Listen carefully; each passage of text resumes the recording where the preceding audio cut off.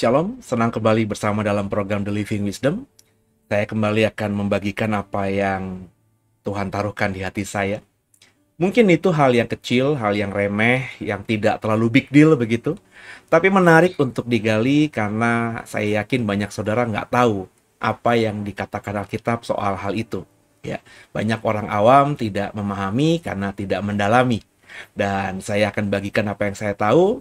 Dan malam hari ini saya akan membagikan satu topik ringan saja ya. Sebelum nanti dalam beberapa pertemuan berikutnya, di episode berikutnya, saya akan coba mendalami yang lebih dalam lagi. Kemarin kita sudah ngomongin Satan ya. Sekarang kita akan ngomongin mungkin ke depannya nanti hal-hal yang lebih dalam daripada soal itu. Dan sekarang ini kita naik jembatan dulu ya, narik nafas dulu. Saya mau ngomongin soal unicorn ya. Apa itu unicorn? Kalau Bapak Ibu punya anak perempuan kecil gitu ya, ditanya unicorn pasti dia tahu ya unicorn itu apa ya dalam benak mereka, dalam imajinasi mereka yang mereka dapatkan dari buku, dari film-film kartun dan lain sebagainya. Dan tahukah saudara bahwa kata unicorn itu juga kita bisa ketemu di Alkitab kita ya. Namun apakah unicorn yang di Alkitab itu sama dengan unicorn yang anak-anak kita baca atau pahami begitu ya? Dan dalam beberapa menit, saya nggak akan panjang, kita coba membahas tentang hal ini sekaligus Bapak Ibu nanti belajar ya gaya saya dalam menafsirkan Alkitab ya. Semoga dengan contoh sederhana ini Bapak Ibu ke depannya bisa mengikuti bagaimana saya menafsirkan Alkitab sehingga nantinya Bapak Ibu bisa mandiri gitu ya. Dan saya berharap begitu, semakin banyak orang yang bisa membaca Alkitab dengan tepat, dengan benar dan juga dengan ilmu hermeneutika yang benar gitu ya Saudara ya. Yuk sama-sama kita belajar tentang unicorn pada episode kali ini.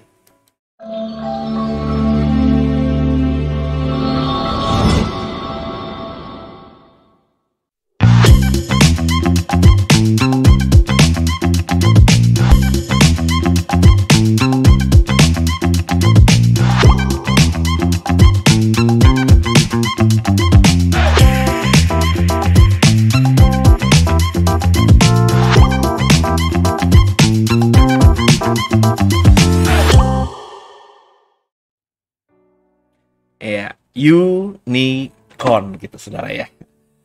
Dan di Alkitab ternyata ada saudara ya. Kalau Bapak Ibu misalnya hanya membaca Alkitab dalam terjemahan Indonesia, maka Bapak Ibu saya berani pastikan nggak akan ketemu kata unicorn itu. Tapi kalau Bapak Ibu misalnya menyukai atau jatuh cinta atau menganggap terjemahan King James itu terjemahan yang terbaik gitu ya, menurut saudara gitu ya, maka kita akan ketemu kata unicorn ini dalam terjemahan King James. Di dalam Bilangan 23 ayat 22 ada kata unicorn di situ. Apa sesuatu atau kata yang saya bold dengan merah. Kalimat lengkapnya, God brought them out of Egypt. He had as it were the strength of an unicorn. Ya, jadi ada unicorn di situ, saudara ya. Di dalam ayat Bilangan Numbers 23 22 ya saudara, jadi itu jelas sekali ada kata unicorn di situ dan ada gambar unicorn di sini, gambar yang memang dipahami ya oleh anak-anak kita, mungkin juga Bapak Ibu dan saya ya. Dan sekarang kata unicorn ini agak meledak kembali karena ini kalau Bapak Ibu punya bisnis dan disebut unicorn, berarti maka Bapak Ibu sudah punya bisnis yang cukup besar. Dan omsetnya itu pasti sudah angkanya sangat wow begitu ya. Dan kalau kita punya bisnis yang sudah level unicorn, kita mau masukkan ke dalam bursa efek usaha kita, maka nilai valuasinya akan tinggi sekali dan tentu akan berdampak berkat yang luar biasa bagi kita yang memiliki bisnis itu. Itulah kata unicorn yang dipahami di tahun 2022 ini.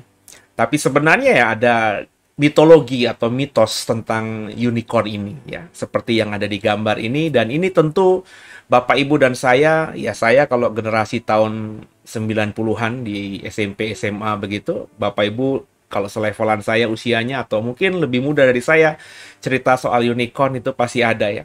Ya, kita sering mendengarkan. Misalnya kalau Bapak Ibu suka mitologi Yunani, selain unicorn ada istilah Pegasus ya. Pegasus itu kuda yang juga putih, bertanduk dan bisa terbang gitu ya. Itu dalam mitologi Yunani. Kebetulan saya suka dengan cerita-cerita tradisional gitu ya dari banyak budaya, dan bagi saya itu sebuah kekayaan yang luar biasa, dan saya yakin sedikit banyak budaya-budaya itu ada unsur kebenarannya ya, meskipun harus kita dalami. Tapi pasti ada unsur kebenarannya. Dan salah satu yang saya temukan adalah tentang unicorn ini. Ternyata ada loh di Alkitab.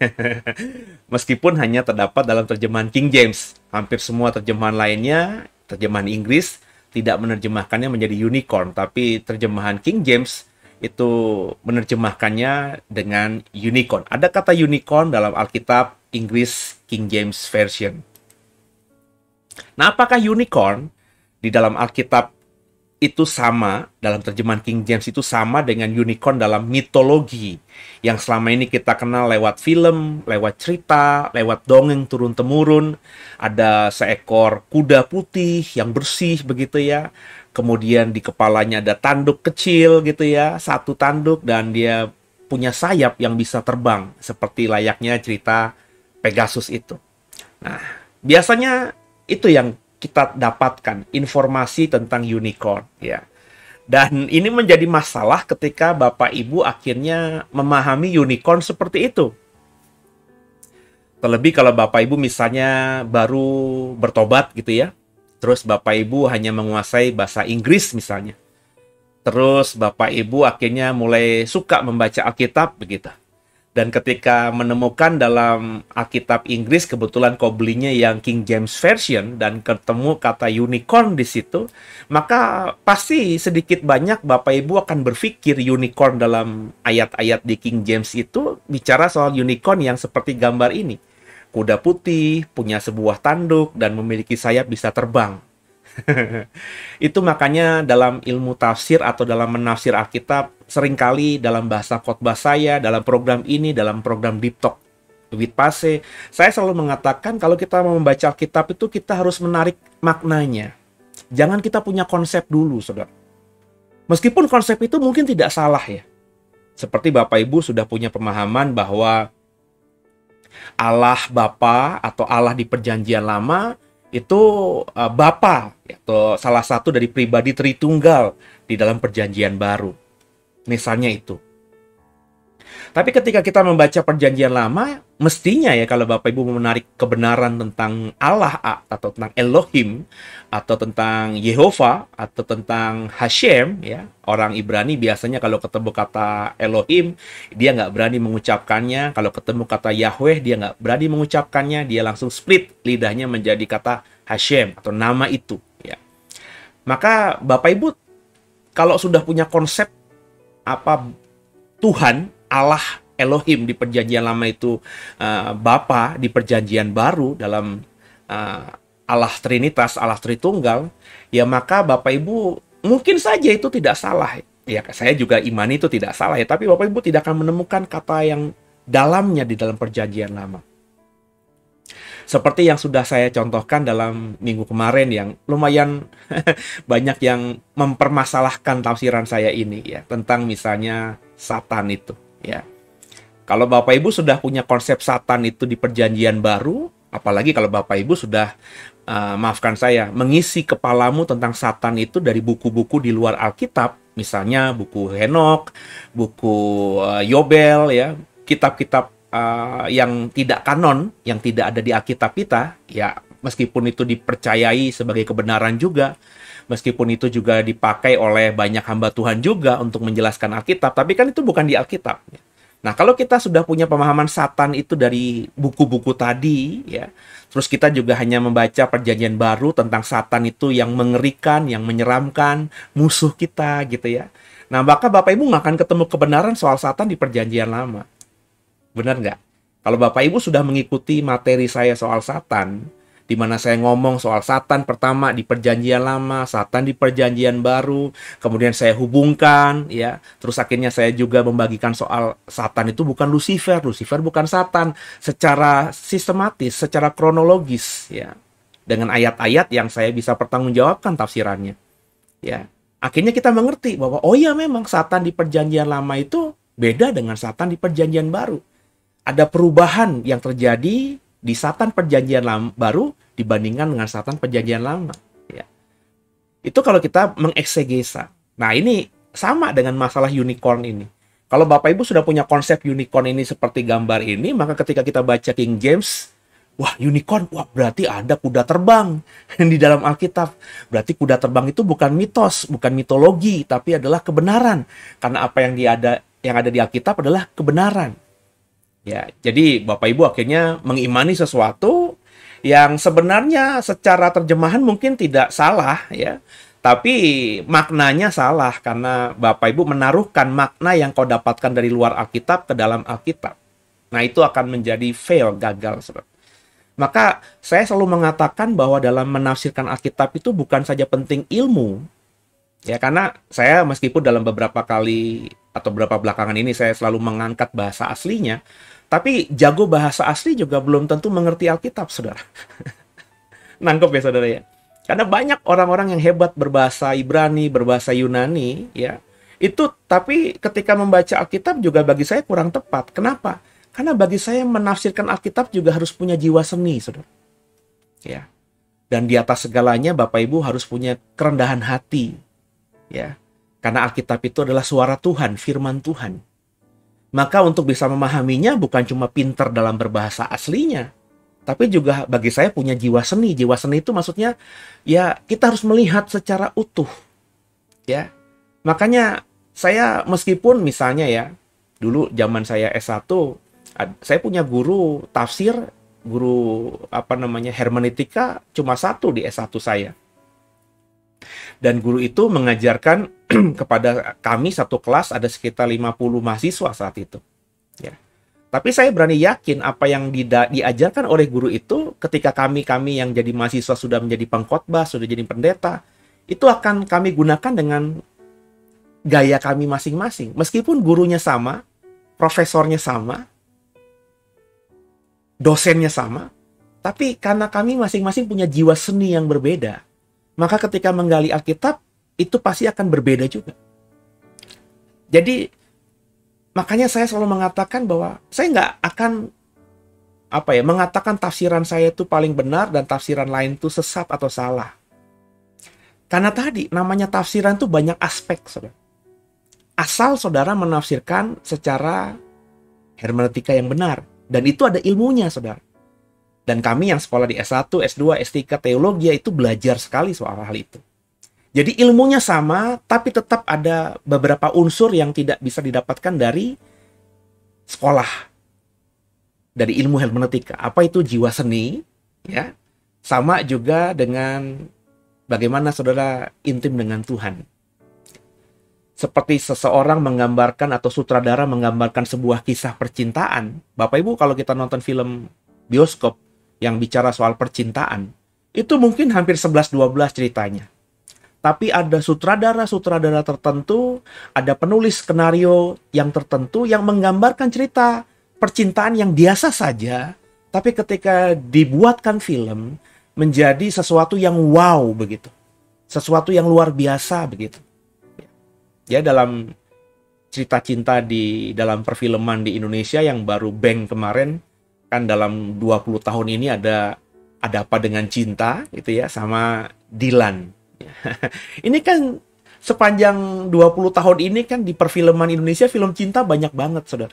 Tapi yang Bang ya, yang mendapatkan apresiasi penonton jutaan itu kan di bioskop hanya 2 film ini yang best seller gitu, saudara. Kenapa? Karena sang penulis skenario yang punya cerita, yang buat cerita sama sang sutradaranya itu bisa mengemas sedemikian rupa. Dan itu meskipun bisa dipelajari di sekolah sinematografi atau sekolah sutradara, penulisan skenario, tapi nggak bisa dimiliki oleh semua yang belajar itu. Itu punya jiwa sendiri, saudara. Nah, itulah juga dengan penafsiran. Ya. Nah, semakin Bapak Ibu mendalami seni, menafsirkan, semakin Bapak Ibu mendekatkan diri dengan Tuhan, itu kita akan bisa melihat angle-angle yang lain. Ya, bukan cuma dari bahasa, tapi juga dari angle-angle yang lain. Jadi coba kita dalami dalam beberapa menit ini tentang unicorn yang saya temukan di Alkitab, saudara. Mari sama-sama. Nah, sebelumnya kita mau mempelajari dulu mitologi unicorn ini. Unicorn, si kuda bertanduk satu ini, ternyata bukan cuma dikenal di satu budaya, tapi juga dikenal dalam beberapa budaya. Pegasus atau unicorn ini, itu yang saya tahu ya, itu adalah berasal dari budaya Yunani. Kemudian juga dalam budaya Chinese, ya, Cina, ada Qilin namanya. Itu kurang lebih ceritanya sama, soal kuda yang bertanduk. Kemudian ada Reem, ya. Reem, ya. Ini juga bicara soal apa namanya? Reem ini bicara soal budaya Yahudi. Ya. Kemudian ada Indrik. Ini mungkin budaya dari bahasanya budaya Hindustan atau budaya India gitu, saudara. Dan dari cerita-cerita di budaya-budaya ini kurang lebih sama, mengkisahkan ada mitos binatang seperti kuda, ya, yang punya tanduk dan bisa terbang. Nah, unicorn sendiri digambarkan dalam segel kuno, ya, dari peradaban. Ini maafkan saya ada salah ketik ya, peradaban lembah Indus di daerah India.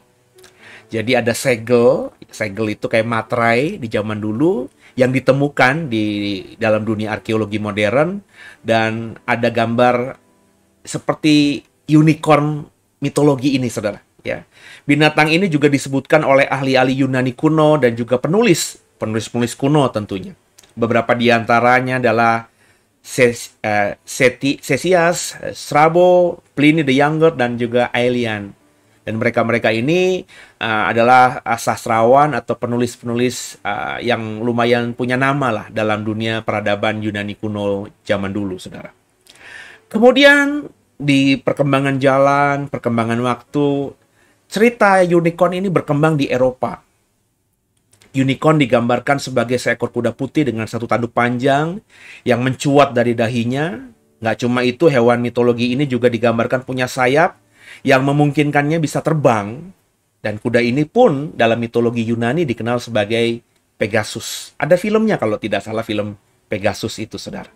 Ya, film Hollywood tapi ya. Dan saya nonton karena memang itu menceritakan soal dewa-dewi Yunani yang menjadi manusia, kemudian menemukan yang namanya Pegasus atau kuda yang menjadi kendaraannya dan bisa terbang ini, dan akhirnya membuat dia menjadi prajurit yang sangat handal karena kuat, berasal dari dewa, dan juga punya binatang peliharaan atau binatang tunggangan yang luar biasa, bukan kuda biasa tapi Pegasus.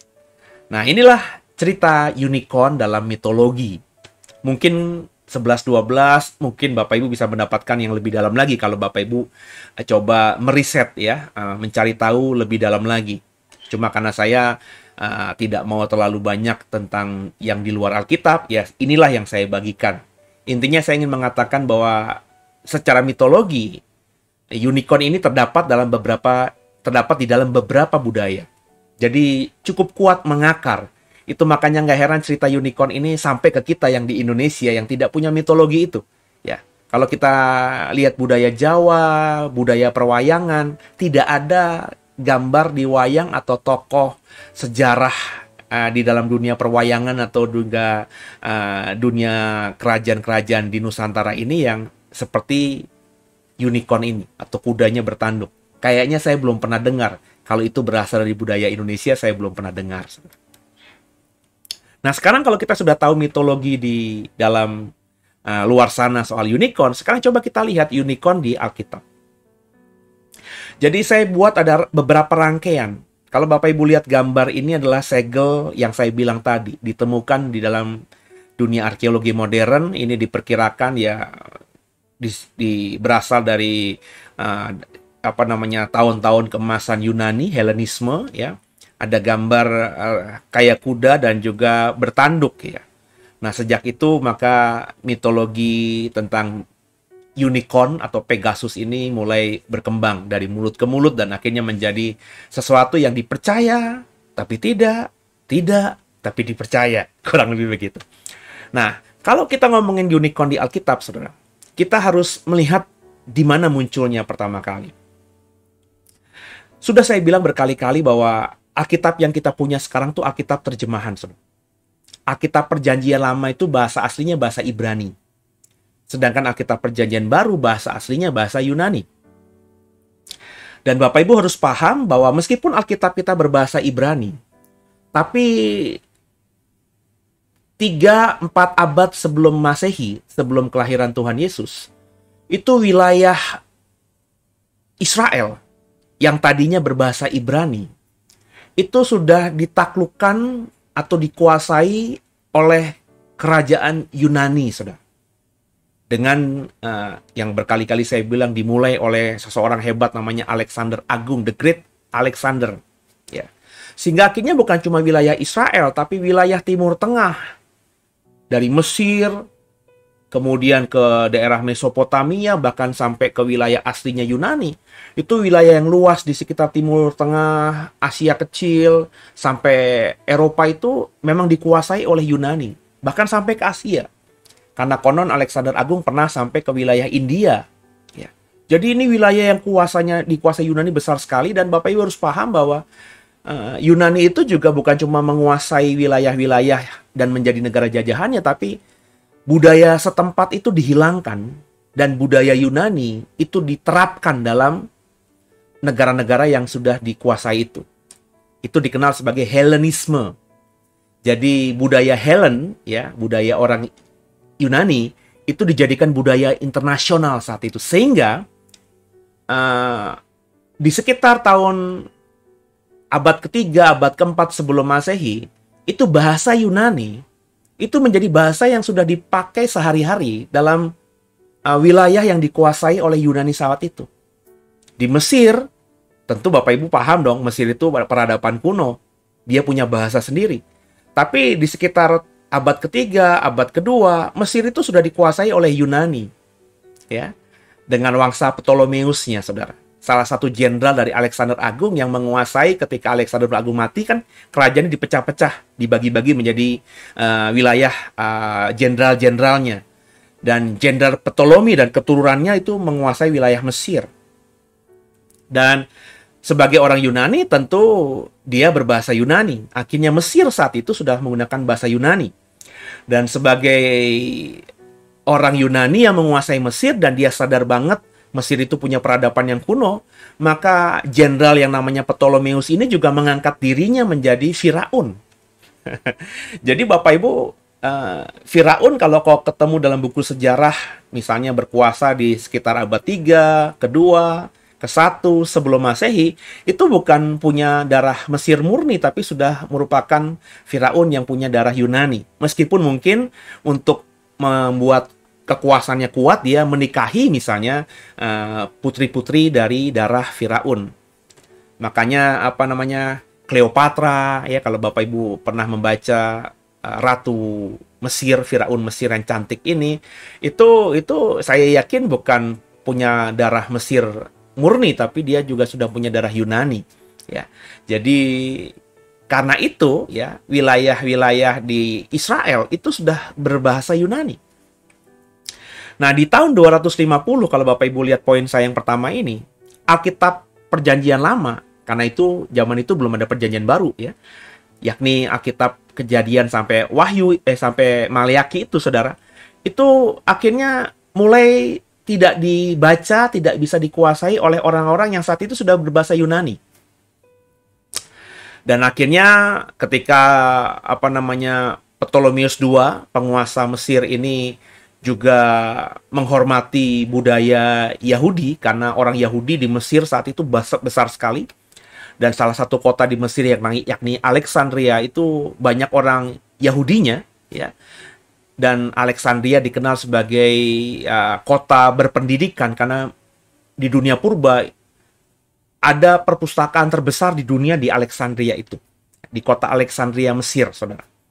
Akhirnya karena orang Yahudi berpengaruh di Mesir, dan Ptolemeus juga mungkin ingin mempelajari tentang agama Yahudi, maka Ptolemeus dan juga para bangsawan Mesir yang berbahasa Yunani ini ingin agar Alkitab Ibrani diterjemahkan menjadi berbahasa Yunani.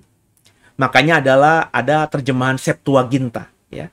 Jadi dikumpulkanlah kurang lebih 72 ahli Taurat, para ahli kitab oleh Ptolemeus II ini, dikirim semuanya, diambil dari Yerusalem, dari tempat-tempat di mana orang Yahudinya kuat, yang paling pintar berbahasa Ibrani dan juga berbahasa Yunani, diboyong semuanya di Alexandria, dan dalam kurun waktu tertentu diminta untuk menerjemahkan dari kitab-kitab Perjanjian Lama ke dalam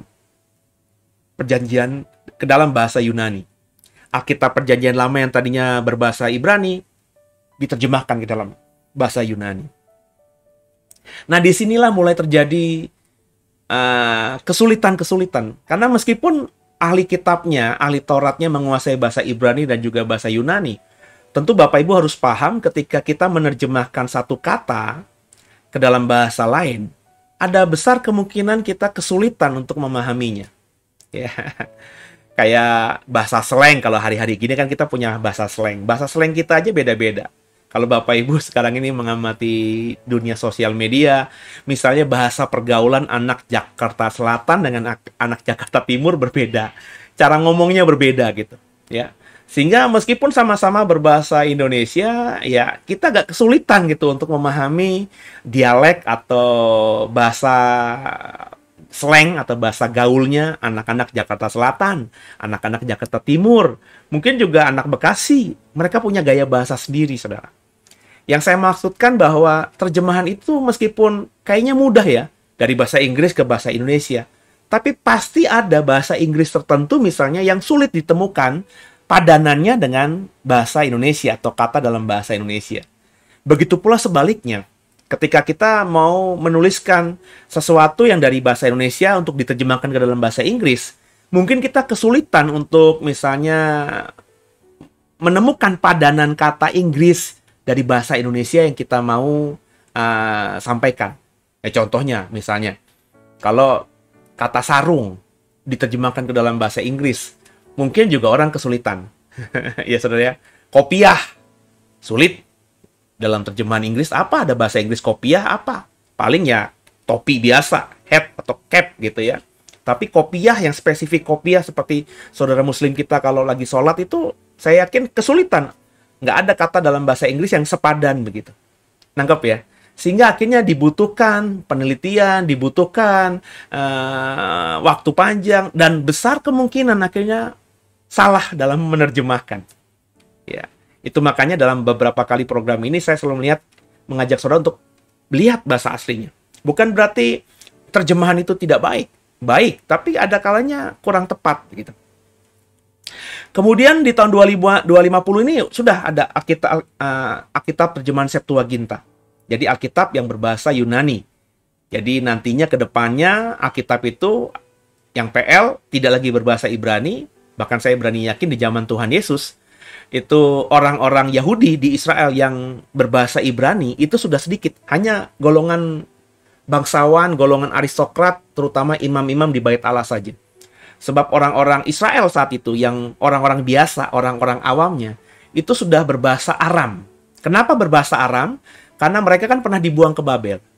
Jadi di Babel itu bahasa Aram, ketika mereka kembali ke Yerusalem, ke Israel, mereka sudah lebih fasih bahasa Aram daripada bahasa Ibraninya.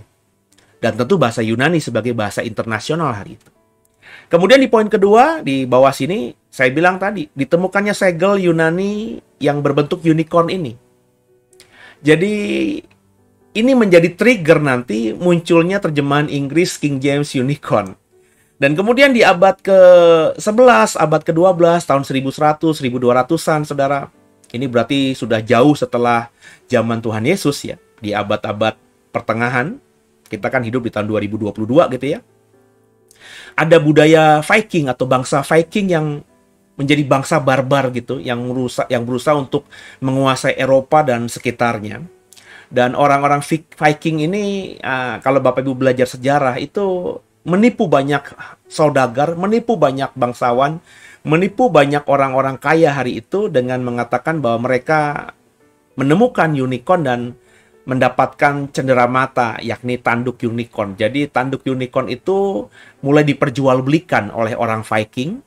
Dan dengan bumbu-bumbu cerita, mereka menangkapnya susah. Makanya cerita orang Viking itu, saudara, di dalam cerita-cerita yang kita bisa temukan, mereka tuh dikatakan bangsa yang kuat, bangsa yang gagah, nggak ada tanding. Karena mereka memang bangsa yang menjajah gitu. Mereka bangsa yang eksodus gitu ya, yang keluar ekspansi. Memang itu fakta sejarah begitu. Tapi juga dibumbui oleh cerita-cerita bahwa mereka pernah membunuh unicorn, ada tanduk unicorn yang mereka jual dan lain sebagainya. Sehingga akibat cerita yang dibuat orang-orang Viking ini, unicorn itu menjadi lebih merakyat gitu. Yang tadinya hanya dikenal cerita dari budaya tertentu saja, akhirnya menjadi budaya atau pemahaman yang umum di wilayah Eropa. Sehingga akhirnya nggak heran ketika di abad ke-16 Alkitab King James dicetak ya, dan akhirnya diperjualbelikan atau berkembang mempengaruhi dunia kekristenan. Ya, King James menerjemahkan ke dalam bahasa Inggris kata unicorn itu di salah satu ayat di dalam terjemahannya. Yang saya mau katakan, jadi kata unicorn di King James ini besar kemungkinan, saudara, ada bukan cuma menerjemahkan, tapi mulai juga menafsirkan. Ya. Dari apa? Ya dari cerita yang saya rangkaikan tadi. Ada penerjemahan yang menemukan kesulitan, kemudian ditemukannya segel unicorn, kemudian juga berkembang cerita tentang unicorn yang dimulai ditriggerin oleh orang-orang Viking, sehingga akhirnya ketika King James mulai menerjemahkan dari Alkitab bahasa Septuaginta mungkin, atau bahasa aslinya ke dalam bahasa Inggris, ya akhirnya King James memakai kata unicorn, karena kata unicorn itu sudah dipahami oleh masyarakat di sekitar abad ke-16 tersebut, ya. Jadi memang akhirnya kita harus mendalami, benar nggak ini maksudnya unicorn? Ya, coba kita lihat dari bahasa aslinya, saudara. Dalam terjemahan King James Version muncul 9 kali kata unicorn ini. Ya. Kalau Bapak Ibu lihat dalam terjemahan Lembaga Alkitab Indonesia, 9 tempat di mana ada kata unicorn dalam King James itu ada di Bilangan 23 ayat 22, ada di Bilangan 24 ayat 8, ada di Ulangan 33 ayat 17, ada di Ayub 39 ayat 12, ada di Ayub 39 ayat 13. Dan dari 5 ayat ini semua diterjemahkan oleh Lembaga Alkitab Indonesia menjadi lembu hutan atau lembu liar. Ya. Nangkep ya Bapak Ibu ya. Itu terjemahan Lembaga Alkitab Indonesia. Kemudian yang di Mazmur 22 ayat 22, Mazmur 29 ayat 6, Mazmur 92 ayat 10, Yesaya 34 ayat 7 oleh Lembaga Alkitab Indonesia diterjemahkan menjadi banteng. Nah ini saja Bapak Ibu harusnya mestinya cerdik, saudara. Apakah lembu hutan itu sama dengan banteng? Kalau sama, ya, kenapa Lembaga Alkitab Indonesia tidak menerjemahkan semua dari 9 ayat ini menjadi, kalau nggak banteng, lembu hutan? Itu yang saya bilang, terjemahan itu mesti diselidiki. Kita harus respect sama semua terjemahan Alkitab. Mau bahasa Indonesia kah oleh LAI, mau terjemahan Inggris yang banyak itu kita harus respect. Karena mereka menerjemahkan, mereka butuh effort, mereka butuh dana besar. Mereka butuh penyelidikan. Ketika mereka berhasil menerjemahkan ke dalam bahasa tertentu, itu harus diapresiasi, harus kita hormati. Karena kita mungkin nggak punya sumber daya, nggak punya dana untuk menerjemahkan Alkitab sesuai dengan terjemahan kita. Tapi mereka lakukan itu. Tapi ya kita harus kritisi. Ya, saya selalu mengatakan, saya lahir sebagai orang Indonesia yang berbahasa Indonesia ketika mulai belajar Alkitab di sekolah minggu, di zaman SD, SMP, SMA, sampai saya usia mungkin sekitar 27, 28. Ya saya hanya menggunakan Alkitab terjemahan Indonesia saja, LAI. Ayat-ayat ini mungkin secara spesifik tidak pernah saya baca secara khusus, tapi pernah saya baca lah. Ketemulah kata lembu hutan, oh lembu hutan. Ketemulah kata banteng, oh banteng. Tapi permasalahannya, saudara, dua kata oleh LAI ini, oleh terjemahan Inggris King James, itu semuanya diterjemahkan menjadi unicorn. Nanti Bapak Ibu boleh cross check ya. Jadi semua 9 ayat ini, kau coba lihat versi King James-nya, maka semuanya yang oleh LAI diterjemahkan lembu hutan dan banteng, diterjemahan King James menjadi satu kata, unicorn. Ya. Kalau lembu hutan, banteng mungkin ilustrasinya ini. Tapi kalau unicorn, dengan konsep unicorn mitologi tadi, apakah mirip dengan ini? Tentu tidak, saudara. Nah, dari sini akhirnya kita tahu, ya, mengerti, hati-hati dengan terjemahan, ya. Bagaimana kita harus mengikuti terjemahan yang mana yang harus kita ikuti, itu harus kita perhatikan. Makanya saya berkali-kali bilang, dalam bahasa sederhana saja nih, kalau Bapak Ibu mau mendalami Alkitab dan tidak mau capek-capek mendalami bahasa aslinya, coba kalau membaca Alkitab, bacalah satu ayat dari beberapa terjemahan. Entah itu terjemahan bahasa daerahmu, entah itu terjemahan bahasa Inggris. Terjemahan Inggris kan banyak, pilih aja satu. Jadi kalau saya itu paling nggak tiga terjemahan ketika saya mau menyiapkan khotbah, atau ketika saya lagi membaca Alkitab dan mau mendalami sesuatu, itu paling nggak ada 3, saudara. Paling minimum 3. Terjemahan Indonesia tentu. Terus bahasa Inggris tentu, ya. Dan paling tidak bahasa aslinya. Ya. Kalau saya lagi secara khusus bahasa Inggris, saya cek 3 terjemahan paling nggak. Berkali-kali saya bilang saya pakai King James, saya pakai NIV, saya pakai NISB. Itu pegangan saya kalau bahasa Inggris. Ya, tapi sekarang saya lebih fokus pada menyelidiki bahasa aslinya. Sambil saya belajar lagi. Saya sudah dapat bahasa Yunani itu berapa SKS total ya? Mungkin 12 SKS kali, saudara. Ya, di S1, S2 saya. Terus saya juga sudah dalami bahasa Ibrani juga di masa lalu saya di S1, S2 saya. Cuma kan itu sudah belasan tahun yang lalu. Saya harus mendalami lagi karena saya tidak fokus ke sana. Ya, dan sekarang saya mulai lagi mendalami, ya. Melafalkan bahasa Ibrani, membaca bahasa Ibrani, membaca bahasa Yunani, melafalkan pakai bahasa Yunani saja, lidah saya masih belum terlalu fasih, ya. Karena lagi belajar lagi, mengingat apa yang saya sudah pelajari belasan tahun lalu, saya coba dalami lagi. Dan akhirnya ketemu kebenaran itu. Nah, pertanyaannya, unicorn memang ada di Alkitab, khusus dalam terjemahan King James. Tapi pertanyaan tadi belum terjawab. Apakah unicorn di Alkitab itu sama dengan unicorn dalam mitologi? Kuda putih, bertanduk, bersayap, dan bisa terbang itu. Nah, inilah kita coba mendalami secara kronologis. Dari 9 ayat tadi, di mana ada terjemahan King James semuanya menggunakan unicorn, kita coba ambil satu ayat saja, yakni Bilangan 23 ayat 22. Bilangan 23 ayat 22. Nah, bahasa Ibraninya nih, saudara ya. Ini Alkitab bahasa Ibrani, bahasa asli Perjanjian Lama dari Bilangan 23 ayat 22, ya. Ini pelafalannya, ini bahasa Ibraninya. Kalau bahasa Ibrani itu dari kanan ke kiri. Jadi bahasanya Elamet Mot Siamem, ya. Mimisraim Ketoona Atof Reemem. Ya, itu bahasa Ibraninya. Ada kata Reemem di sini, saudara. Reemem, ya. Nah, inilah yang akan kita gali, saudara. Kata ini, reemem. Kemudian ketika Alkitab bahasa asli Ibrani, Alkitab Perjanjian Lama di tahun 200-an tadi diterjemahkan menjadi bahasa Yunani, menjadi Alkitab Septuaginta, ya, kurang lebih tahun 250 oleh Ptolemeus kedua, penguasa Mesir. Ya, seperti yang sudah saya jelaskan di slide sebelumnya. Ini kalimat Ibrani ini diterjemahkan menjadi kalimat Yunani, saudara. Ya. Kalimat Yunani nggak dari kanan ke kiri, tapi dari kiri ke kanan, seperti bahasa Latin atau huruf Latin kita yang kita baca, ya.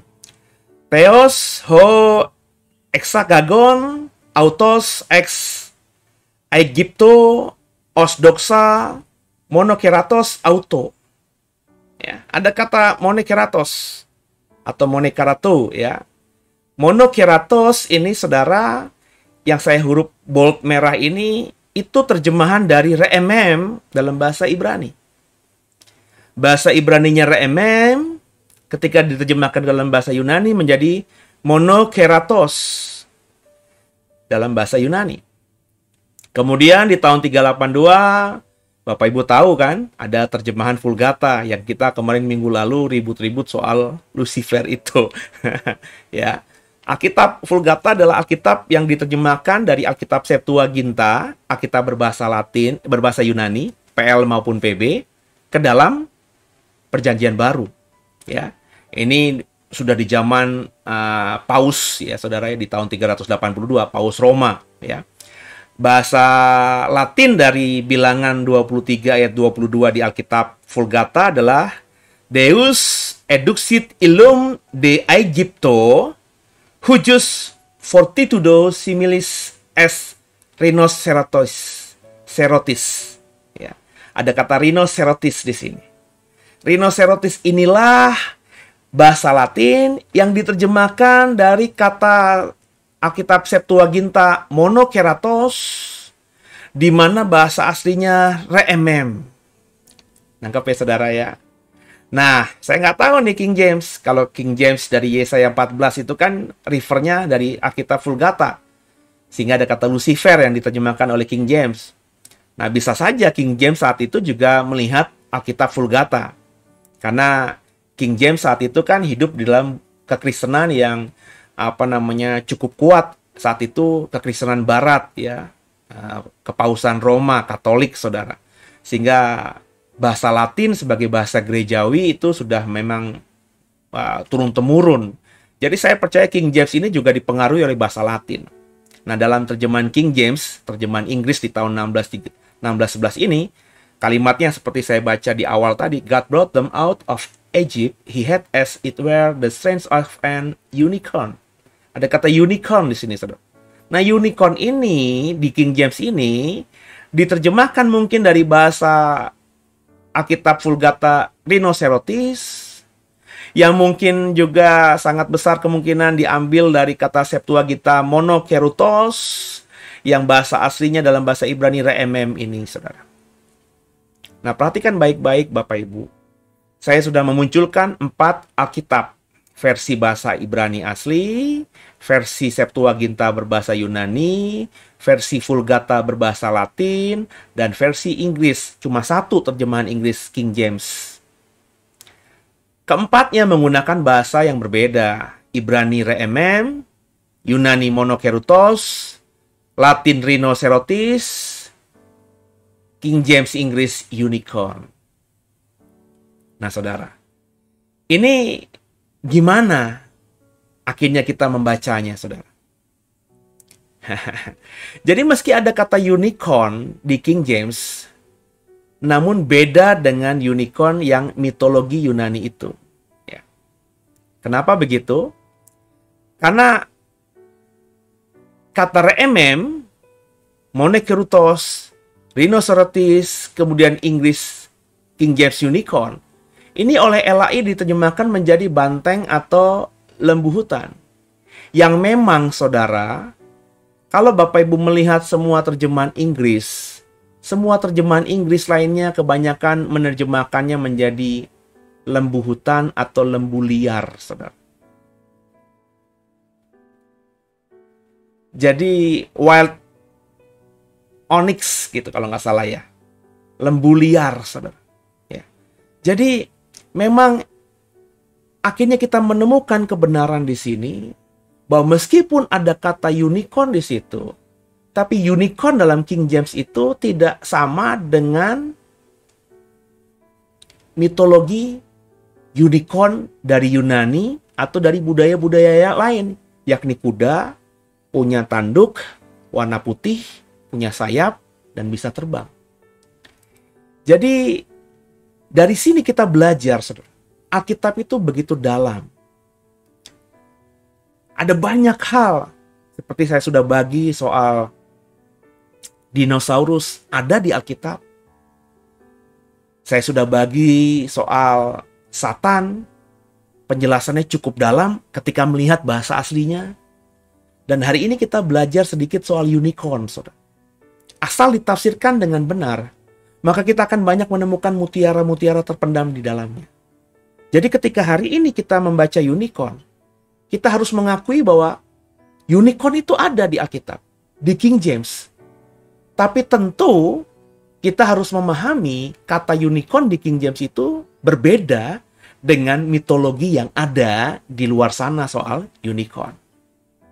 Kalau Bapak Ibu nanti membaca semua ayat-ayat yang ada 9 tadi yang sudah saya munculkan, maka Bapak Ibu tentu akan memahami bahwa unicorn yang dimaksudkan Alkitab itu ya lebih tepat diterjemahkan sebagai reemem, atau bahasa aslinya reemem itu adalah lembu hutan atau banteng, ya, yang memang ada di wilayah Mesir, ya, dan juga zaman dulu mungkin ada di wilayah Palestina atau di wilayah Israel. Reemem itu bahasa Ibrani. Ketika penulis Septuaginta mau menerjemahkan ke dalam bahasa Yunani, mereka agak kesulitan untuk menerjemahkan reemem itu. Apa ini, binatang apa yang sejajar dengan reemem ini? Akhirnya diterjemahkan monokaritos tadi, ya. Yang kurang lebih kalau mono itu kan satu, ya. Binatang bertanduk satu. Tapi kalau kita lihat banteng, itu banteng di Afrika bertanduk dua, ya, ya kan ya.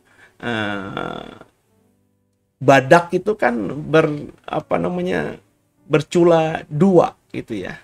Kecuali memang kalau diterjemahkan menjadi lembu hutan, dan itu mungkin lebih tepat ya.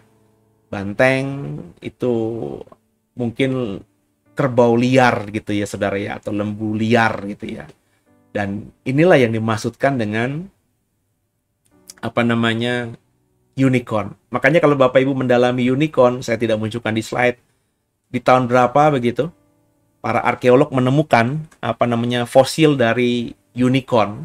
Mereka sudah senang, tapi ketika diselidiki mereka kaget karena unicorn, binatang bertanduk satu ini yang dipercaya adalah unicorn itu ternyata tidak seperti unicorn yang ada dalam cerita-cerita ketika mereka masih kecil, yakni cerita mitos, cerita mitologi.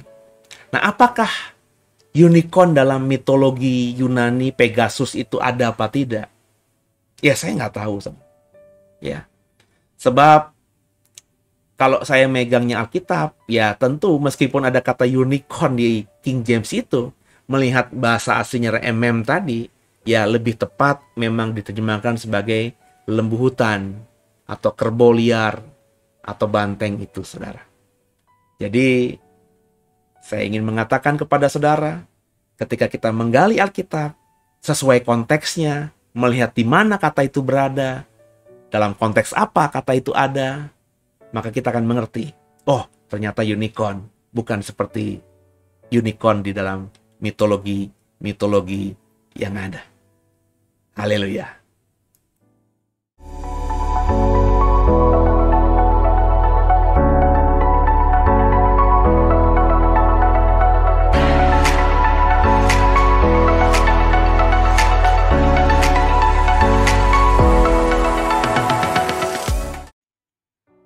Ya, saya sederhana saja ya. Saya ngomongin yang remeh-remeh dulu lah soal unicorn. Nanti saya coba akan bagikan soal naga. Ya, apakah naga yang ada di Alkitab itu juga seperti naga yang ada dalam mitologi? Menariknya lagi, seperti kata unicorn nggak ada dalam terjemahan LAI, kata naga meskipun ada di dalam terjemahan LAI, tapi kata naga yang dalam terjemahan Indonesia LAI ini jauh dari pengertian yang sebenarnya tentang kata naga itu, saudara. Di dalam terjemahan lama LAI nggak ada kata naga, nggak ada. Kata naga itu hanya ada di terjemahan baru, di Wahyu. Oh, ada satu tempat, kalau nggak salah di perjanjian lamanya LAI satu tempat.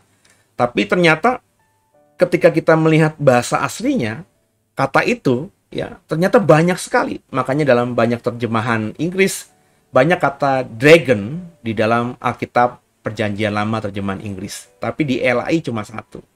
Makanya penting sekali lagi untuk menyelidikinya. Ya. Dan nanti saya akan bikin kelas soal ini, saudara. Jadi Bapak Ibu yang orang awam, Bapak Ibu yang apa namanya tidak mau libet-libet 3 tahun, 4 tahun sekolah teologi untuk mendalami bahasa gitu ya. Saya coba akan mengajar dengan sederhana saja. Saya bukan mengajar bahasanya ya saudara ya, tapi teknis bagaimana kita orang awam bisa mempelajari bahasa asli dan coba kita dengan jiwa seni kita menggali Alkitab lewat apa yang kita temukan di dalam bahasa aslinya itu. Ya mungkin dalam beberapa bulan ke depan saya sedang siapkan kurikulumnya, mungkin hanya beberapa kali pertemuan. Saya ingin mengajar saudara, supaya saudara juga paling tidak dengan apa namanya keterbatasan waktu dan juga banyak hal, kita bisa membaca Alkitab lebih jelas lagi. Dan saya pasti akan buka kelas itu. Dan tentu nanti kelas itu kelas yang agak terbatas supaya kita bisa berinteraksi dan bukan di YouTube, tapi mungkin kita akan buka kelas itu lewat Zoom sehingga kita lebih bisa ya terbatasi ya, tidak diintervensi oleh orang-orang yang ingin mencari chaos saja. Jadi kita bisa belajar, saling bertukar pikiran, saling sharing. Ya, semoga nanti apa yang saya dapatkan bisa dibagikan juga buat Bapak Ibu. Ya, nantikan program Living Wisdom berikutnya. Oh ya, di minggu ini saya siapkan juga materi soal ular. Apakah ular itu yang ada di Kejadian pasal 3 ketika manusia berdosa adalah Satan atau iblis? Menarik ya. Nanti kita coba dalami secara biblika. Saya akan mengupas lewat Alkitab. Saya selalu tidak pernah menafsirkan Alkitab lewat buku-buku lain. Kayak tadi unicorn, saya meskipun menyingkapkan sedikit soal mitologi yang saya tahu, tapi saya kembalikan kepada apa kata Alkitab. Saya tidak memaksakan pemahaman unicorn dari cerita-cerita, di dongeng, di mitologi, untuk saya masukkan di Alkitab. Saya hanya belajar menggali apa kata Alkitab. Oh, di King James ada unicorn memang. Tapi saya lihat bahasa aslinya, bahasa Yunaninya yang saya paham, bahasa Ibraninya yang saya paham. Saya lihat terjemahan Inggris lainnya, saya lihat terjemahan Indonesia yang saya paham. Ternyata unicorn, meskipun mungkin ada di Alkitab, tapi unicorn di Alkitab itu lebih tepat disebut sebagai binatang besar yang memiliki tanduk dan berada di wilayah Timur Tengah, Afrika, daerah Mesir kan Afrika, daerah padang pasir. Dan secara konteks dari 9 ayat yang ada bicara soal unicorn ini, itu lebih tepat diterjemahkan sebagai lembu hutan atau lembu liar atau banteng itu dibandingkan kuda bertanduk berwarna putih. Semoga saudara dengan program ini akhirnya semakin mencintai Alkitab, dan itu harapan saya. Kita gali Alkitab dalam program-program berikutnya. Haleluya. God bless you.